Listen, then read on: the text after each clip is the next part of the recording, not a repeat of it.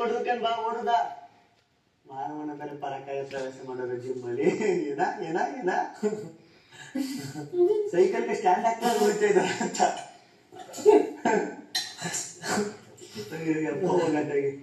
ಏನು practice body free ಆಗುತ್ತೆ ಅಂತ ಕಣ. ಬಾಡಿ ಫ್ರೀ ಆಗಿ ನಿನ್ನೆ ದುಡ್ಡು ಕೊಟ್ಟಿದ್ರ ಬಾಡಿಗೆ ಮಾಡು ನೀನು ಮಾಡು. ಬಾಡಿ ಆಕ್ಚುಲಿ ಜಿಮ್ ಮಾಡಿದ್ರೆ ಟೈಟ್ ಆಗೋದು ಗೊತ್ತಾ? ಜಿಮ್ ಮಾಡಿರೋರು ನೋಡಿ ಯಾವಾಗಲೂ ಹಿಂಗೆ ಓಡಾಡ್ತಾರೆ. ನಾವು ಫ್ರೀ ಆಗಿ ಹಿಂಗೆ ಇರ್ಬೇಕು.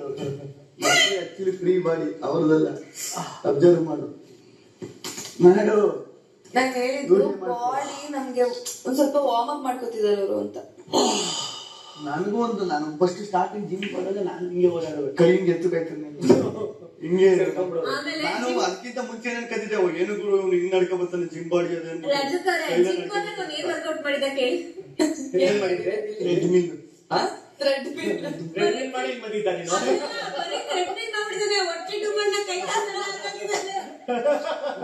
ತೈರ್ ಕಾಣಿಸ್ತದ ಕೈ ಕೆಲಸ ಅದು ಬಂದದ್